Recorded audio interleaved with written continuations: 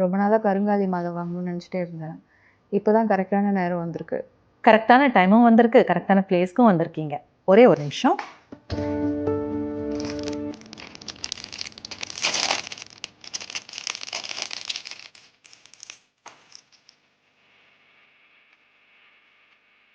ஓ, இது த்ரெட்டா? Yes ma'am. இதில் சில்வர்லேயும் கிடைக்குமா? Why not?